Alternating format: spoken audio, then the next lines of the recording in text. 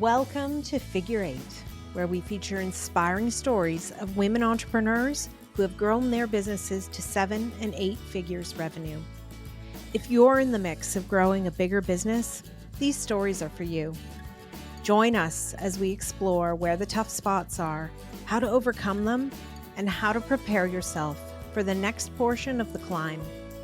I'm your host, Julie Ellis. I'm an author, entrepreneur, and a growth and leadership coach who co-founded, grew, and exited an 8-figure business. This led me to exploring why some women achieve great things. And that led to my book, Big Gorgeous Goals. Let's explore the systems, processes, and people that help us grow our businesses to new heights. If you're interested in growing your business, this podcast will help. Now, let's get going. Hello, and welcome to this episode of Figure Eight. Today, I'm in conversation with Cari Kenzie. And Cari is an entrepreneur who grew a multi-million-dollar business and has now reinvented herself after having a catalyst event in her life. She has reinvented herself as a keynote speaker, a resilience coach, and a strategic advisor to other entrepreneurs. She started a company called Skyline Dynovia, and she also recently founded another company called iShft. They are revolutionizing leadership and personal empowerment. So she's focused in on that resilience and empowerment, and I'm so excited to talk to her today. Welcome, Cari. Hey, thanks so much. I'm excited to have this conversation with you. I'm so glad and so interested to talk with you because building big businesses is hard work and scaling up and doing all the things. And it's always interesting when you reach a crossroad where you take a hard turn in a different direction. So tell me about your business that you founded first. So the company, I actually purchased the company when I was 30 years old. I had started in the organization as a satellite office, kind of a sole office as the sales and marketing executive. And the owner of the company came to me, I want to say within 6 months to a year of me starting, and said, "Hey, if you stick with me, I will sell you the company in 5 years." And that's what happened when I took over the company in 2000. I think it was 2000. Shortly thereafter. Anyway, when I took over the company, it was just myself and one other individual. And I ended up building that company to having right around 21 employees at its height and being a multi-million dollar organization. So it was quite the journey navigating so many different elements and recessions and identity crises as you're going through the whole process to get it to a place where it had that ability to be able to function at the level that it did. Yeah. I think it's interesting too, like the different ways we come to entrepreneurship, Yes. like you're talking about having bought something, Mhm. uh, which is, an interesting and different entry point because thankfully, I think probably had some idea of what you were walking into because you've been working there. Yeah. And you must have had some idea of what you wanted to do with it. Really no, which is interesting. I mean, when I think about it, the only thing I knew was sales. That's it. And I knew sales and I knew I could do it better. Uh, and that's what I stepped into the organization with. I literally had no thought processes that told me that it could potentially fail. I did not have an idea around operations. I did not know how to run accounting, how to run books. I didn't know what a profit and loss was. I mean, there were so many things that I had to step into to learn. Mm-hmm. But I think the saving grace for me was in the passion of the business, in the idea that I can do this better, and in having no understanding of what the potential downfall could be. I think in some ways that's actually you almost need to have that viewpoint because otherwise you can really get trapped in fear and the downfall becomes inevitable. Yeah, absolutely. Absolutely. Yeah. And so I think the financial piece that you're talking about is one of the most common things I see with entrepreneurs. Yeah. They don't understand the profit and loss and the financial side, and they're afraid to really dive in. And Mhm. yet, the sort of other side of the coin on that is it's one of the biggest risk points for you if you don't dive in and learn about it. Oh, 1,000%. I mean, and I learned, unfortunately, I learned that lesson the hard way. What I will say, the thing that I did in growing that business that took me a while to get to the point of understanding was I honed in on my skills and I understood what I was good at and I understood what I wasn't good at. Now I can do a lot of things as entrepreneurs can, right? We have the ability to step in and to be able to do everything. But understanding that it's actually more beneficial to not do that was probably that tipping point for the organization itself that allowed it to go from there was two full-time employees and a temp worker at one point into launching over the course of a year, like growing exponentially both in staff and in profits. And it's just by understanding like my gifts and who I am within this, not trying to take on too much, and then allowing other people and empowering them to step into their own leadership roles. Yeah. And so tell me about the company. What were you doing?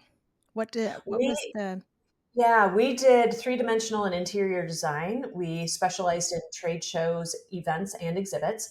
When I started, we were solely a sales office and sales and design. And by the time I sold to the company, we had storage, warehouse facilities, full project management. I had a team that traveled around the world with the exhibits, setting up, tearing down. I mean, we really had taken kind of that one little piece and expanded on it and became the source for our clients as it pertained to trade shows and exhibits. Mhm. Well, and Mhm. I think there's such a need for that. I mean, as somebody who had a relatively small business and traveled the world doing trade shows, it's a lot of work. It's so it's so much work. I remember, Yes. hauling a big display off of a luggage carousel and thinking, when am I going to grow up enough that I don't have to be the person who's lifting this 50-pound container? Yes. Yes, I know. And it was always so interesting to me, because we'd travel and you'd come back and be like, oh, you got to go to Sao Paulo, Brazil? I'm like, uh-huh. I didn't see any of it. Like I saw the inside of a convention center for 7 days, but it's such a necessary and beautiful experience to get to have. But you're right, like that element, that full service component, we very quickly realized it what is exactly what clients wanted. Yeah. Yeah, and if they're big enough to be able to afford it, then it is a Mhm. value for Yeah. sure it's one thing when you own your own business and you're hauling the display, but like to ask your team to do a lot of that stuff gets hard, right? If you're sending people Yeah. out. So, yeah. Sure. Yeah. And so that company then grew over a number of years, obviously. Yeah. Yeah, And it did. and did you ever think you would leave it? Like as you were growing it? No. No, actually, I'd always said, like, this is the retirement. This is the plan for the family. I mean, that was really, I'd been in that business since I was 25 years old. And, then having purchased it when I was 30, I mean, that was like my career. It's what I knew. It's what I loved. It's what I was passionate about. That had become my family. I mean, to be quite honest, that had become my identity. And so the thought of leaving actually never crossed my mind. Yeah. It's Mhm. interesting, right? And I think it is also interesting when, like you saying, it became your identity. Yeah. I can very much relate to that, and I think it's one of those things where there's different ways. I mean, I think it's why for me, when I left my business, it was so hard for me, and I Yeah. sat on that plateau for quite a long time trying to figure out where I was going to go next. Yeah. But you kind of landed on you had an event that happened to Mhm. you. And so you were in Boston in 2013. Yep. And were you running the marathon? Yeah, I had run the marathon that year. Mhm. Yeah, it's the first time. So excited. I remember it was like the perfect marathon day. It was a beautiful day. Yes, it was absolutely gorgeous. and had finished that race. Unfortunately, found myself in the medical tent upon completion. I had just completely drained my body. And so was in the medical tent being attended to. And I was actually sitting waiting for, I believe they were, water, nutrients, IVs, whatever it is that they were going to do when the event occurred. Yeah. Yeah. And so you were pretty close to the finish line. I was very close. I was at in the medical tent at the finish line. And when the first blast happened, I actually was like, oh, I didn't know that this is how they celebrated Patriots Day. It's a holiday in Boston. Like, I didn't know they let off cannons. And then that second blast happened. And when that second blast occurred, it literally felt like the ground was going to come out from underneath me. Like the core of the universe had shaken. The tent shook and I shook. And I remember looking up and I caught a volunteer in the eyes, and with unspoken words, we knew immediately what had happened. We knew that bombs had just gone off. And so I very quickly stood up, looked around the tent. It feels like everything happens just in a flash. It is so fascinating to me how that time warp thing happens. But all of a sudden, they're starting to bring in what I call like the casualty of limb and those who had been, directly impacted. And I immediately stepped out. I did not know where my family was at this time. And so I'm looking up and down the street. I look down Finisher's Alley. There's nobody there. I look back towards the finish line, and there is a line of volunteers that start screaming at me. And they're like, run as fast as you can. And they start chasing and I start running. And I don't remember how far, how fast, how long, or when I ever stopped, but I would eventually find my family. Now, what made this a catalytic moment? I just kind of want to lay this out because, yes, it was an incredible experience. Like, not a lot of people find themselves in the midst of an attack like that. But the shift, it was this, and this I find is just way too common. The next day, I'm standing at the end of Boylston Street and I'm overlooking the devastation. I'm wearing my finisher's jacket, and a reporter comes up behind me, taps me on the shoulder, and he says, "Can I ask you a few questions? Can you tell me where you were? Can you tell me about your experience?" And in that moment, there was a voice in my head. You know how we have like those thoughts and those conversations? And this one pulled forward with such authority. It said, "It is not your story to tell." And I turned and I walked away. And it did that. I understand now. It did it in a show of resilience, because this is what we feel resilience is. You get up, you brush it off, you move on. You weren't hurt. Your family's fine, right? And so I took every emotion, every feeling. First, it was shock, and so it was easy, right? It kind of overshadowed, but I took every emotion after that and I packed it away. Yes. It's like Came home. going from the beginning of the process, the shock, Yeah. to the end. And you're like, I'm perfectly fine. I'm back. Yes. Nothing happened. I What was very happened? fortunate, but now we move Yes. on. Yes. And that Mhm. happened so instantaneously that I literally came home from that experience, went back to work the next day, watched the unfolding of the events as the manhunt continued over the course of that week, watched it with my staff. They catch the second brother, we turn off the TV, and I went right back into my life. It worked for a hot minute. And this is what we do as entrepreneurs. This is what we do as high achievers. This is what we do when we have organizations.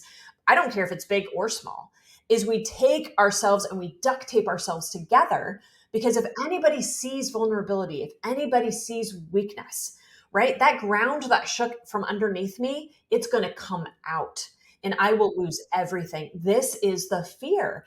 And so we tend to grab a hold and take control of everything around us and outside of us, and then we hide. I became so ill by the fall of that year, really end of summer, that I could not walk up a flight of stairs unassisted. I could no longer sign checks in my own organization. I had to delegate that out, but nobody knew. And this would go on for a number of years. I would hide all of this, right? And I would continue going about my business, and my health would continue to deteriorate. And it's because I had placed so much of who I was in that business, so much of my identity and my value, right? And how people saw me in what everybody else experienced of me. And I lost myself in the process. And this is what I found, like I say, over the course of years, you guys, this was not like an instantaneous, oh, hey, maybe we should figure this out. It took a long time to unpack. But when I did, I came to this realization that, you know what? I have to understand me, and I need to understand who I am outside of this business, outside of the staff, outside of my family. And when I do that, it completely shifts my perspective and allows me to see things from a different view, right? With clarity. I can have a compassion and an empathy for other people because I now have the ability to be vulnerable, and I allow that within them. It made me a better leader. Yes. Yeah. Once you were able to sort of peel back those layers. It was peeling back the layers. It was Hmm. understanding. And again, I chased the medical side of things for a long period of time because my body completely shut down. I mean, the list of ailments and debilitating illnesses just kind of racked up over a course of years. And it wasn't until I had a conversation with a woman that it really started to invite me back to myself and to who I was and to the experiences that I had, right? And to those moments where my confidence had been shaken. And yeah, Boston was a huge one, but I also was in the organization and ran my company between 2008, 2009 of the recession. I was in the organization when 9/11 happened. And you know what happens to marketing during those time periods, right? So I had been through so much and just kept charging forward. Well, your body eventually will begin to shut down because you can only contain so much and it needs to be expressed. And when I started to pull away those layers and when I started to understand, like, oh my goodness, this is what's been happening with me, right? Then I was able to, like I say, come back home to an understanding who I was, which then just allowed me the experience of myself and allowed others the experience within them. I was no longer holding control outside. I let go and allowed other people to step in to their greatness. Yeah.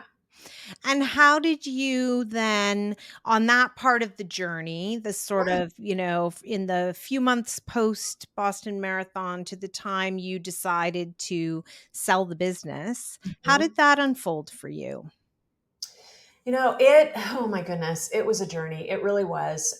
Like I said, I really had to navigate through a lot of that Western medical, holistic type of side of healing.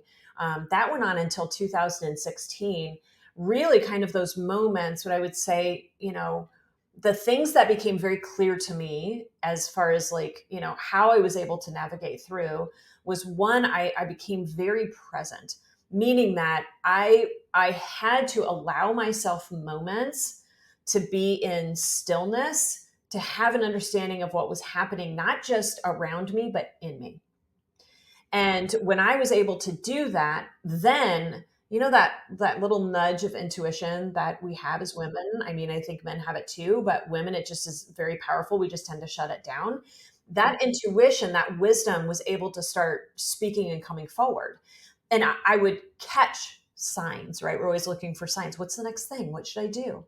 And I would catch these little snippets of, oh, you know what? I've seen that 3 times. I wonder if maybe I should ask that question. And I would ask that question, it would open a door. And then it would kind of move me on to the next thing. And I continued to follow this curiosity. I had no attachment to the outcome.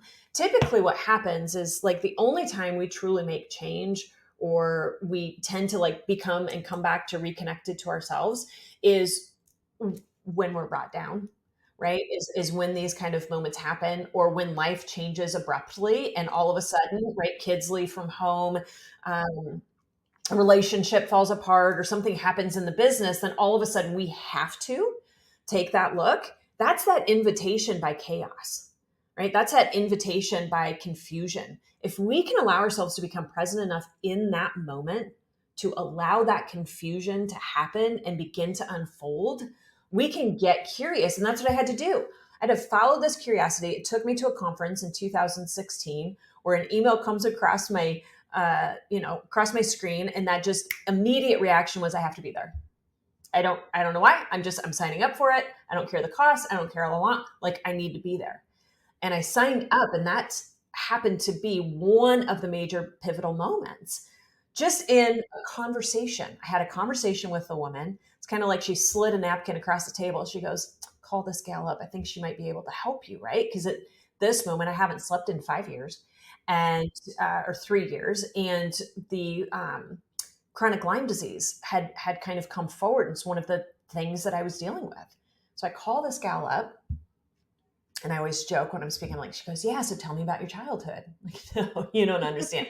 Not why I'm You don't here. understand. Right? I have chronic Lyme disease I and have I need you chronic to Lyme help me disease. now. Like, right, this is what it is right here. And again, as high achievers, that's where this is the problem. Fix the problem, right? Can we just fix this? But what she caused me to do is she made me be vulnerable. She made me start to look at things more deeply than I had before. She was like, "I understand, but that's a symptom. And we need to understand the source." And so she caused me to open to a vulnerability that allowed me to be more deeply curious and brought a different kind of clarity forward that all of a sudden made this connection that went, you know what? I think maybe the stress that I've navigated over the course of my life, including Boston, and the experiences that I have had are actually what have led to and caused me to be sitting in this position I am right now. And I continued to flow down that, no expectation of outcome, right? No, like, I just knew I want to be from here to here, and I don't care how it happens. And once I followed that, I got the clarity. And all of a sudden, it was like, oh, I see. I see how this connects to this. And I understand how this now happens in my business. And the creativity started to flow, and the insights started to happen, and opportunities started to show up. And that's how the business continued to grow. Some of our best years were after I became ill.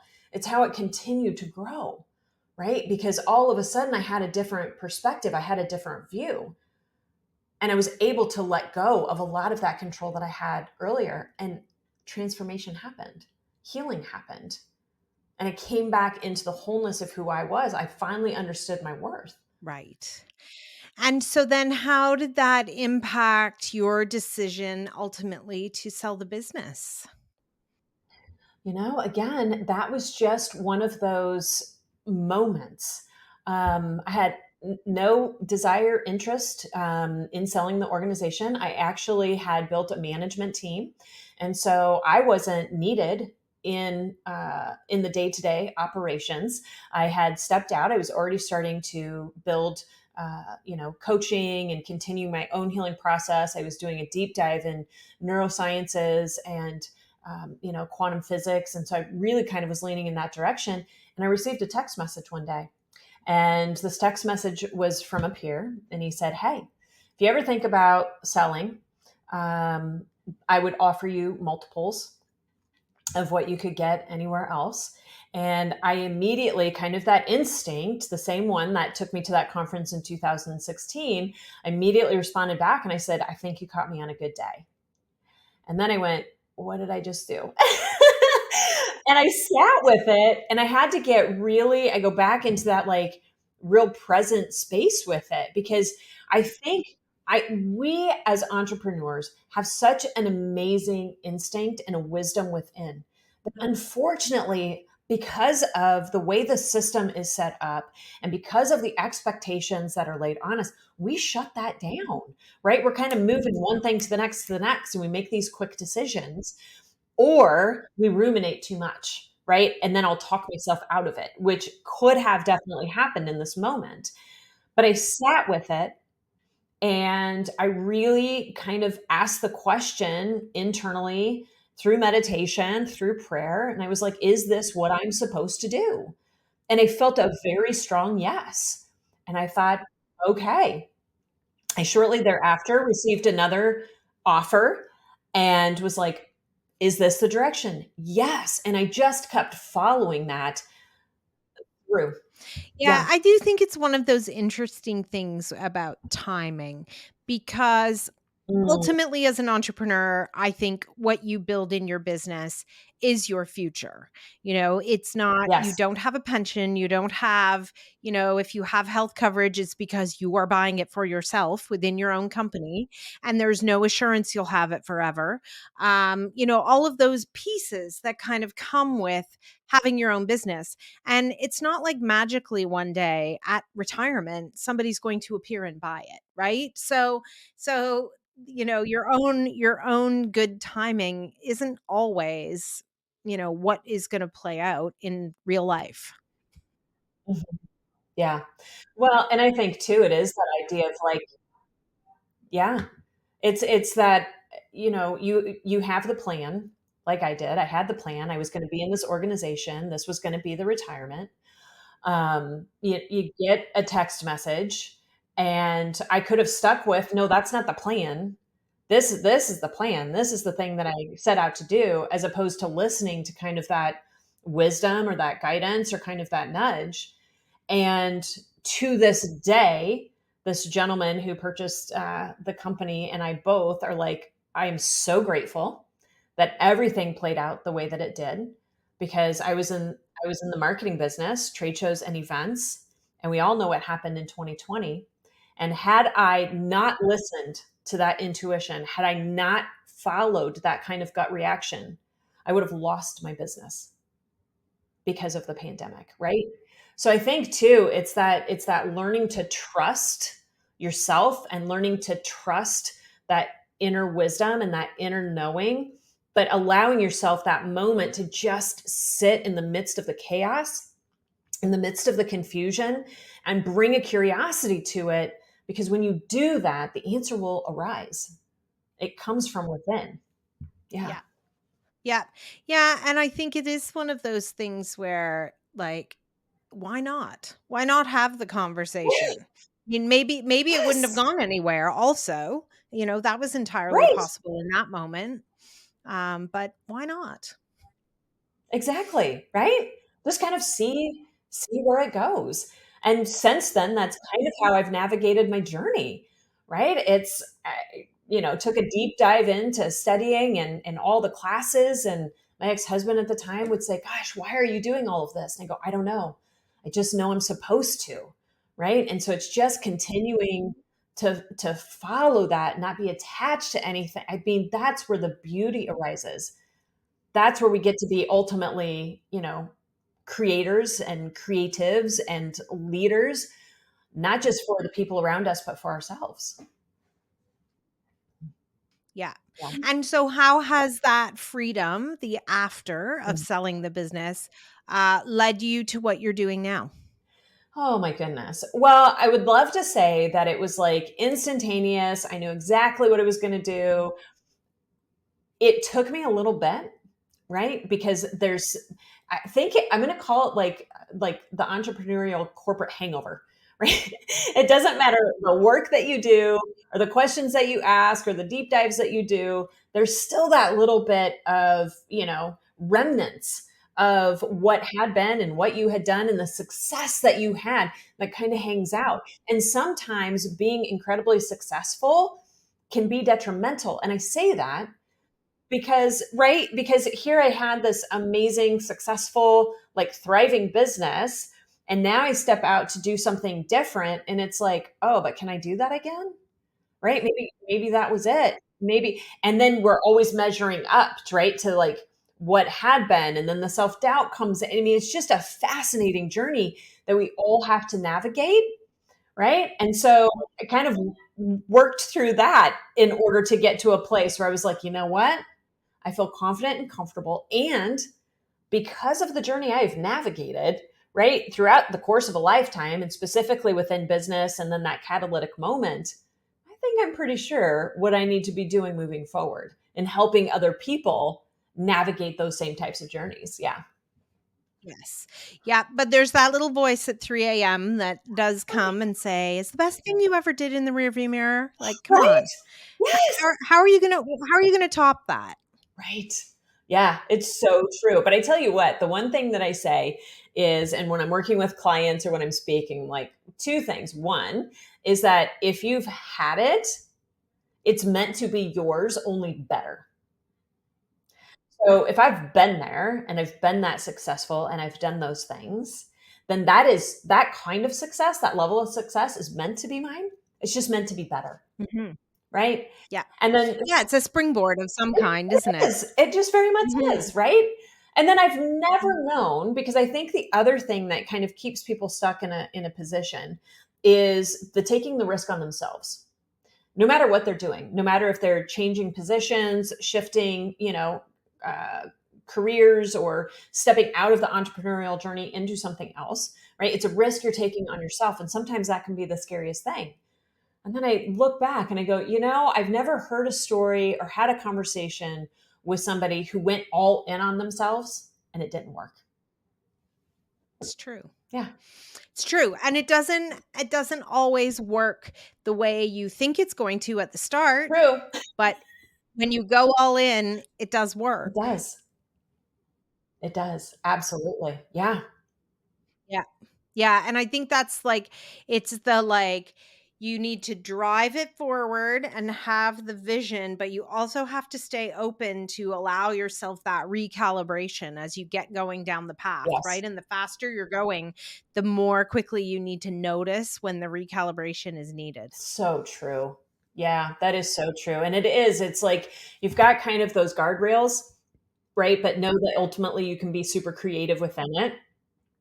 And Yeah. then Yeah, you're I right. Now always think it's like at the it's the bowling alley where they put up yes. the little things for the kids so the ball stays out of the gutter, and that's Yeah. basically what you're trying to do. Yep. That's exactly it, right? I'm trying to knock down all 10 pens and it might take me a hot minute to get there, right? But I know that's the goal. And whatever way, if I need to come in at it this way or that way, like I can adjust and shift. I just got to be open to it. Yeah. Yeah. Yeah, you just gotta figure it out and keep working. Keep working it Yes. for sure. So true. And so what's it like now? So you've co-founded Shift. And so that's Yes. a little bit of a different journey too, going from being a solo entrepreneur who Mhm. had the business in the event space to now being a co-founder and having a business Yeah. partner. Yeah. It's been a lot of fun. And here's the thing that I would say, I think there's so much ingrained in us where we feel like, and culturally, it's kind of like this, where you feel like you've got to do it on your own, where you feel like, I've got to make this happen. And what my business partner, Leah, and I have come to, more of an understanding is that, what, the impact that we want to make is bigger than just one. And it's going to take a collective of people in order to make this happen. And I have amazing gifts and she has amazing gifts. Why not bring those together and amplify everything that we're doing? Because the impact that we want to make in the disrupting the way that we live, love, and lead, and empowering leaders and inviting them and the cultures within the organizations into a greater form of leadership, like that's the deep desire. That's what we want to do because we understand the power and the creativity and the ability that every human has to be able to step into that role and into the best version of who they are, right? It's just simply that invitation back to that space. And so why not do that collectively as opposed to individually? And so that's why we came forward and co-founded Shift. That's so great. Yeah.